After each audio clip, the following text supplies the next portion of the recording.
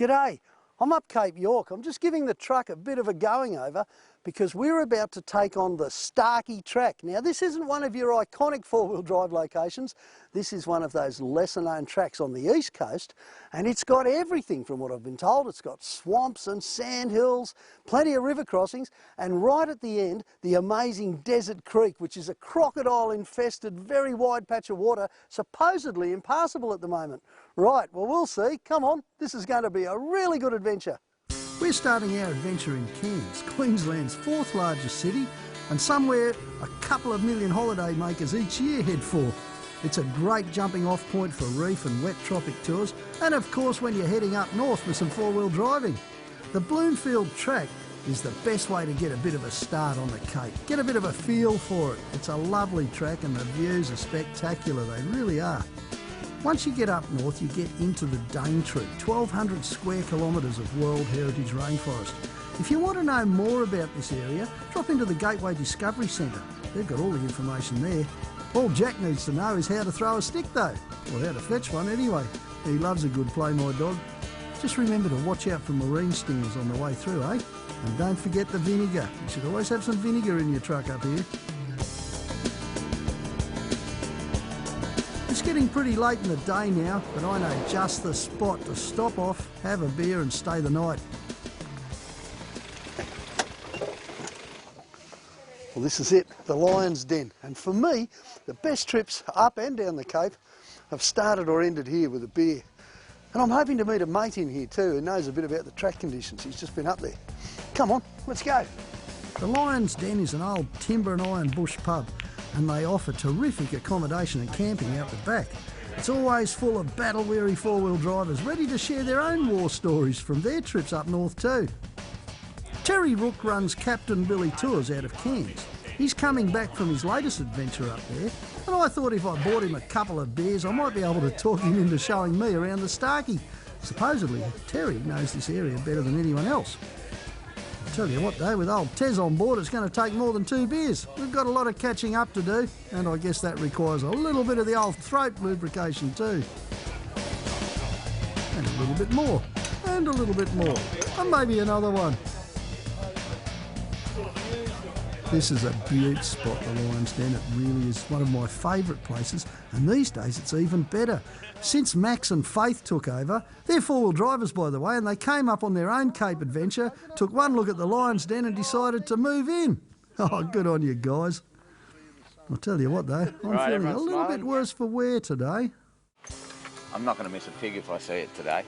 Terry's brought along Nicole. She's pretty good on the winch, and they've brought their dogs too. A couple of chihuahuas, Buddy and Paris. Paris is the blonde with the long legs and the attitude. You know where she got her name from, don't you? You just make sure you drop into the Lion's Den and say good day to Max and Faith. The beer is the best you'll experience in Queensland. Travelling north on the Mulligan Highway, we soon get to historic Cooktown, where Cook and his crew spent 7 weeks repairing their ship's wooden hull after they had a bit of a run-in with the Endeavour Reef. It's funny that, I spent 7 hours here once sorting out Milo after a trip up the Cape. There you go, me and the old cookie have got something in common. Terry and I head up to the lookout at Grassy Hill because from here we get some rough idea of where we're going to go.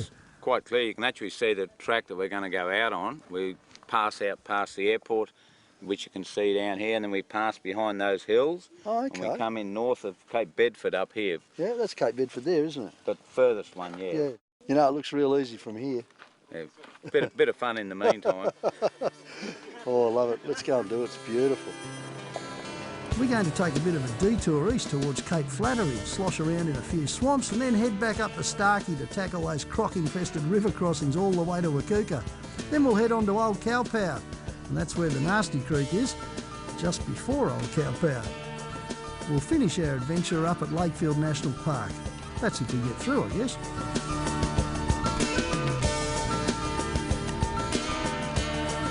Travelling up the Battle Camp Road and we head up the Mackayva Valley.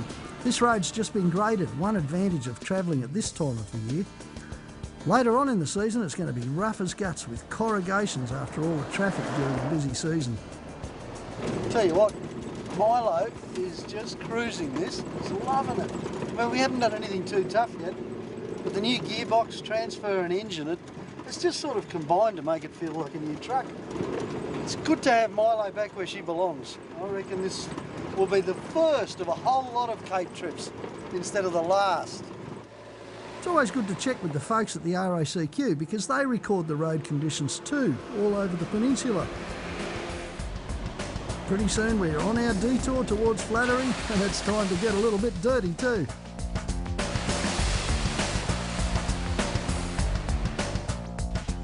Okay, Roothy, this is what we come here for. We're well into the Starky track now. We thought we might do a bit of have a look around and have a look at some nice swamps. And some of these tracks off the side are good. What's this? It looks like tea tree, is it? Tea tree swamps, yeah. Yeah. Really good for your skin. Yeah, I suppose it is, unless you meet one of those big lizards in there. Yeah, well... Come on, it's going to get tougher, isn't it? We better let our tyres go, I think so. Air them down. Air them down? Get them down 18, 20. Good, I love to hear that. Let's go. Let's go and play. I'm going to drop my tyres to about 24 psi. That's a good pressure for the sort of conditions we're facing, and it takes a little bit of the sting out of a leaf-sprung vehicle too. Once the sand starts getting soft, you need to maintain a little bit of momentum at all times. If you stop, you could have troubles getting going again. Terry was once stranded up here for 3 days. It was a trip at Easter time, but the Morgan River rose after some rain and it cut him off. He and a couple of other blokes survived on a tin of baked beans and some water. Yep, but you're not catching me out here without a full esky of food and a full esky of, well, you know what. Milo seems to be doing it a bit tough through here. It seems to me that the front axle just isn't kicking in. Told you I'd get a bit of water over your bonnet for you. Yeah, I know. I wish you'd reminded me to shut the quarter vent. Oh, well. I got drenched. Hey, it must be murder up here closer to the wet. Oh, you'd need more than shut your vents in the wet season. She'd be up your windscreen. I mean, there's water all over here, both sides of the track. You have to stray far to get well and truly bogged now. Whenever you're in soft sand, remember to keep a fair bit of momentum. That way, you're less likely to get stuck, especially if you're in two-wheel drive like I am all the way through here. Certainly feels like that anyway. The truck out front has always got the worst job because it's got to find a way. And this was one time when Terry picked the wrong track.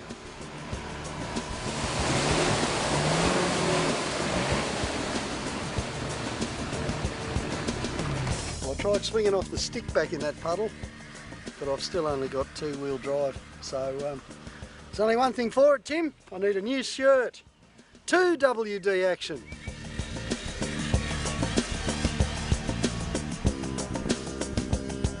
Quite a bit of good fun here, eh?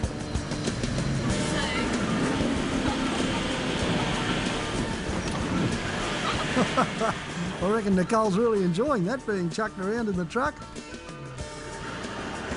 Until it stopped anyway. Hey Terry, how stuck are you? Do you need a winch up? I'll have to get out and have a look, but I'd say I might. Righto, mate. I'll try to come around another way if I can and see if I can get in front of you somehow. Not a problem. I'll jump out and have a look and see how bad she looks.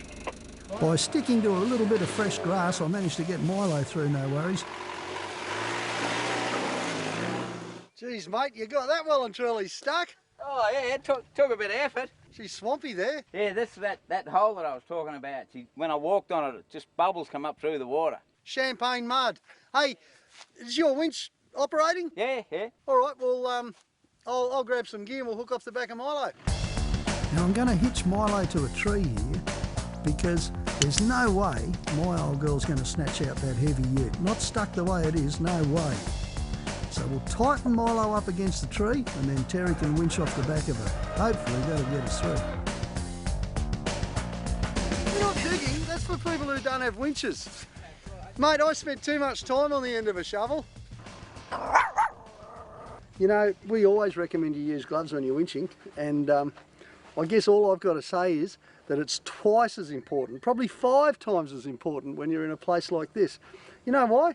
Because if I got spragged on that cable, it's not just a question of a little bit of pain, it's a question of driving home 3,000 k's with your hands all messed up. So remember the gloves. The tray back's carrying a lot of weight, as most tour vehicles do, and that sure doesn't help in this situation.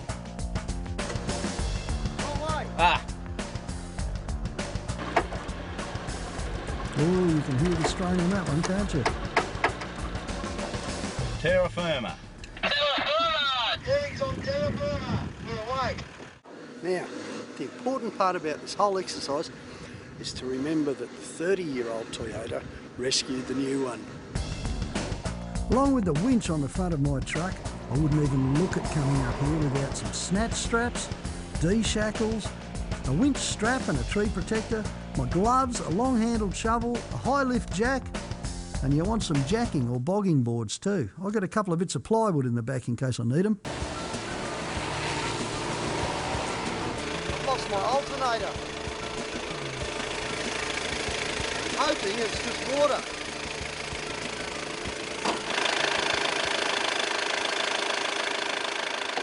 Connection here off the alternator's got water in it from that last puddle.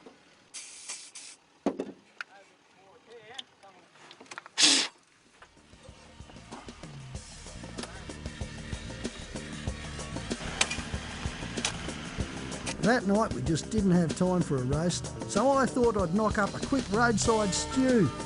Buds are in that long tray, aren't they? Funny, isn't it, really? The best campsites are the ones with a fire. Whistle while you work. And yeah, well, you got to keep my whistle wet. And that's as snag as I'm ever going to get. Having 40 winks at the camp while the blokes cook. I'll make you scones in the morning. Now, this isn't beer. We're going to try Terry's special lamb rag out. Carrots pickled in Worcestershire. This is a trick I learned from McDonald's. You always put sweet stuff in your food no matter what it is and it makes it taste better. That stew was really easy to knock up. I just chopped up some lamb chops, threw in some potatoes, carrots and onion, all into the hot pot. Not bad, eh? And then we added that packet of Terry's lamb rag out, a little bit of honey, some beer, chucked it in the pot and cooked it for half an hour. Beautiful.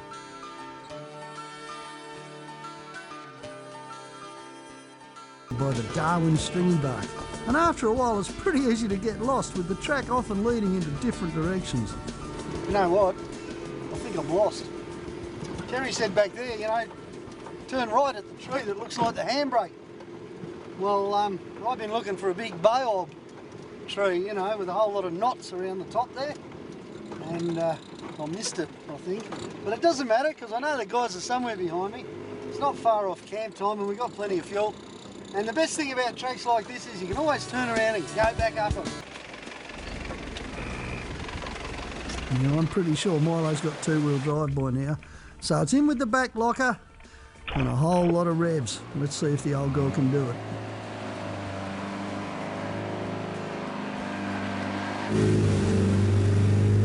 No.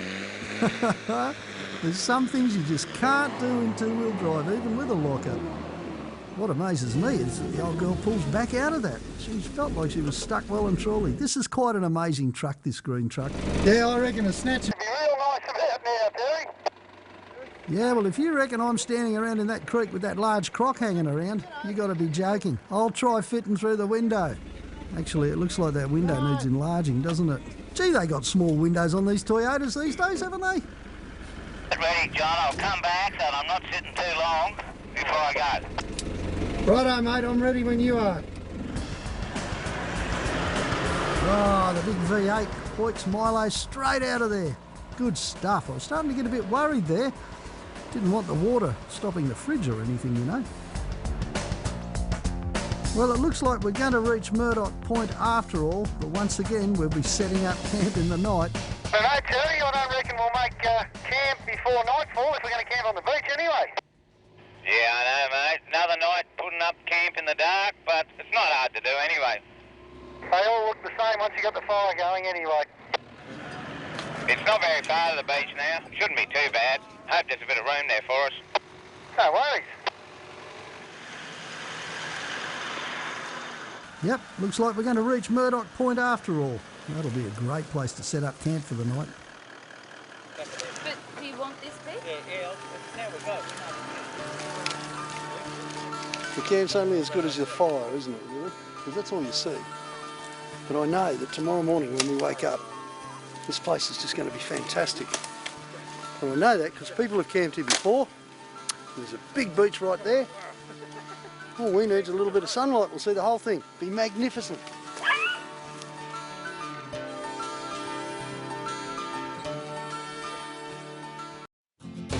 Oh, there's nothing like watching the sun come up first thing in the morning, is there? Oh, life's tough here up on the cave, isn't it? Look at this.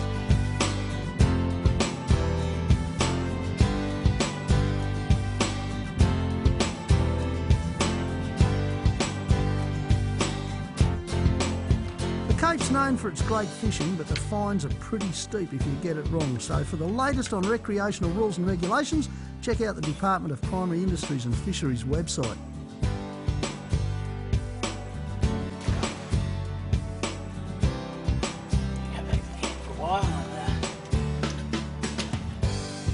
Brekkie, come back and see what we got. Where are we?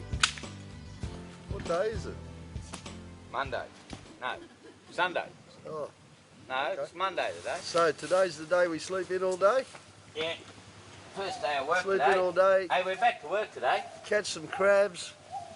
Maybe have a quiet beer at lunchtime. Should we do that today? Jacko just loves being here, he really does. Our stills photographer, Anthony Worry, top bloke, used to be a surfing photographer. We nicknamed him Anton for this trip. Just go up that way so it's not looking far north Queensland style. Yeah. Go that way. What's that log behind you?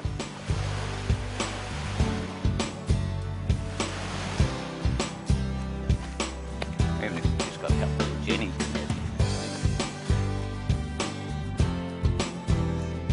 Yep, looks like these crabs have got an appetite for cat food up here too, eh? Hey, This one's a female. It's illegal to catch a female, so it's going to get chucked back. you can tell it's a jenny by the caspus on the bottom. Pity, eh? Good size and everything, but at least there'll be more here for next time. Look how strong the crabs are, they just tore the tin to pieces.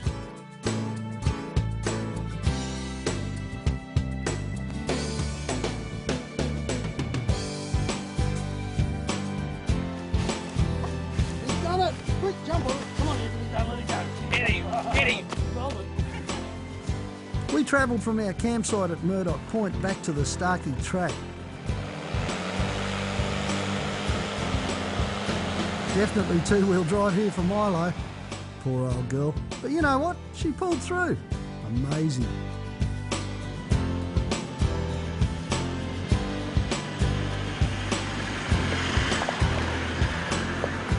There's some beaut little dips and rocky crossings and all sorts of stuff up here.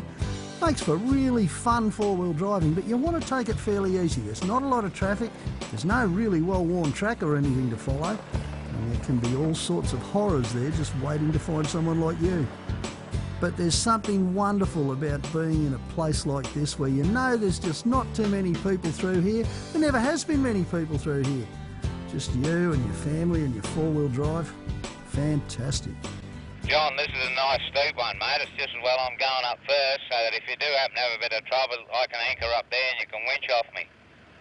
Yeah, no dramas. That's a good idea. We'll see how we go. Anyway, I'm off and I'll catch you at the top. Good on you, mate.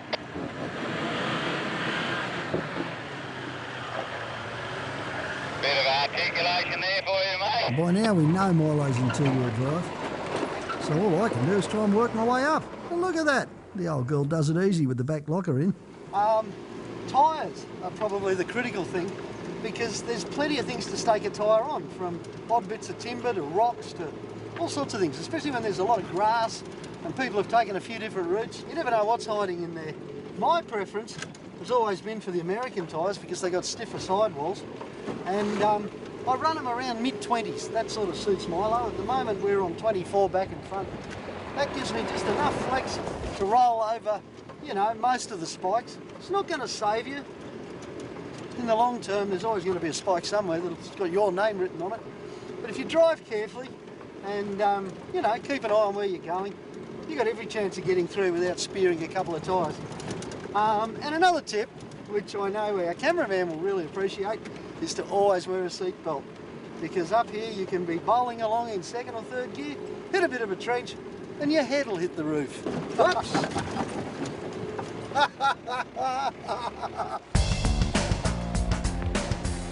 We're back on the Starky track and we're ready to finish our run up to Old Cowpower Crossing in Lakefield National Park.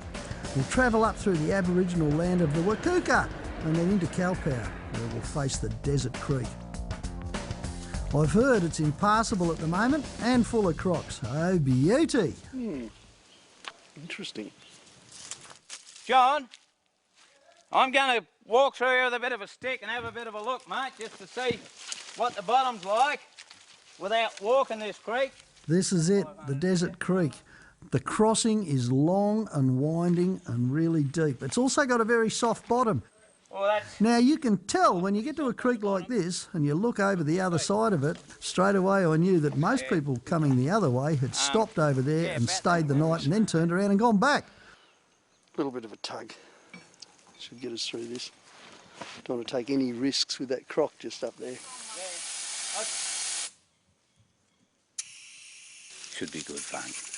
I reckon John might get a wet tush, but we won't tell him just yet. You can at least get a little bit excited, mate. Live crocodiles, big water crossing. He's going to sleep through the whole thing. I'm off, Yuli. I'll give her a little rev as we go.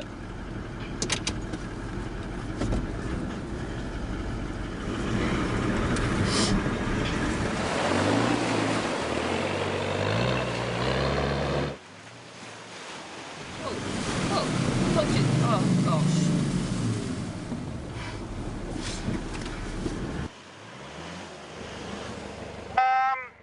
Well, I reckon... I might have to winch from here and let you off the hook, Terry. You go without my weight? I think so, but I'm starting to fill up. Shall we just... Mate, I'll go as quick as I can. Stay there. Stay there.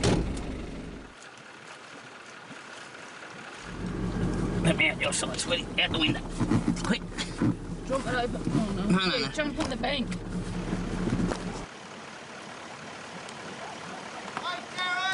Yeah! Back up with this! I can't! Get another trap! We're taking water in. Where? In the front. Hey, Carmen. And this is real crocodile country too, up near Cowpower. Bit more! The water's murky, it's still in places. It's just not the place to hop out for a swim. You try telling Terry that. In the drink. Mate, good thing it was just deep enough, eh? Oh! I'll be out of there in a hurry. In the drink and lost my cable.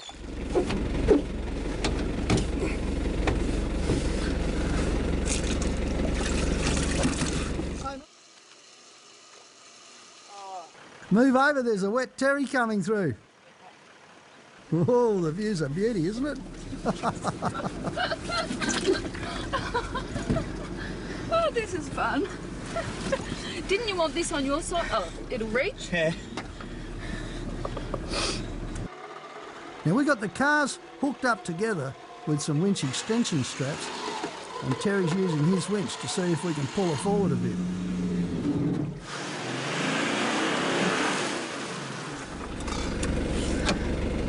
Yeah, Terry, hang on, mate, we're under tension. I can't get the pin out. I'm going to have to winch up to get the pin out, okay?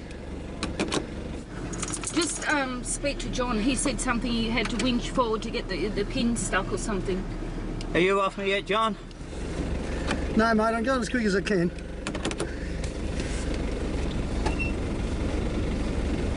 Well, you want to stay on and just see what happens.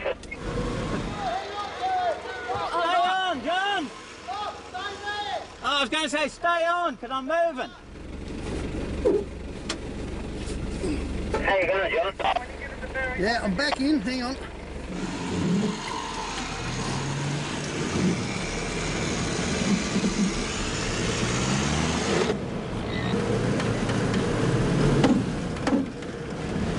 Think that's it, mate? Yeah, John. Mate, if you just, can you come back? Will I move back and give got a little coat on. Alright, I'm ready when you are. No, she's sunk, mate. Got another go? Yep. Ready? I'm ready.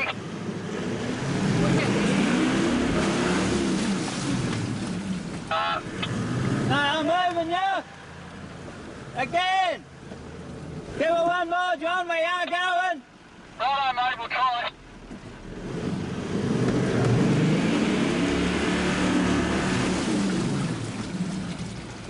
No, I'm not going anywhere. Okay. It's times like this I wish I'd gone on that diet the handbrake wanted me to go on. I mean, you know, if Milo was a little bit lighter, we might have pulled straight through here. While he's sitting up, he's not taking water there, you see. I reckon I'd rate the Desert Creek crossing as the toughest one I've had up the Cape.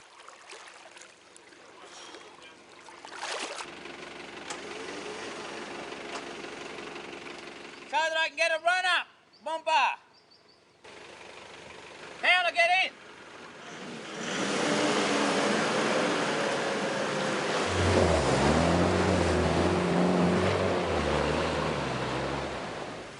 Oh, finally. I tell you what, I don't think I breathed for about an hour there.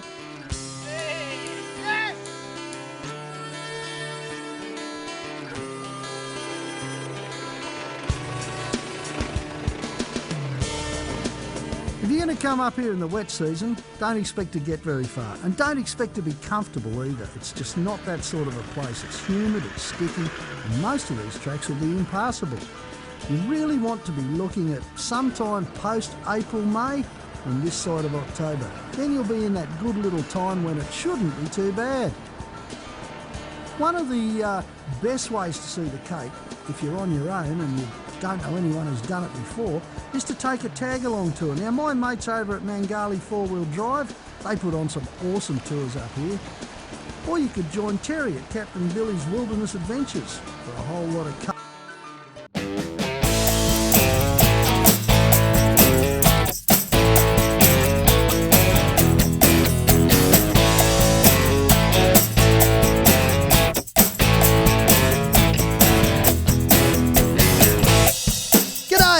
Welcome to Roothy's Ruthless Tales. Go on, grab a slice of fair dinkum, Australia.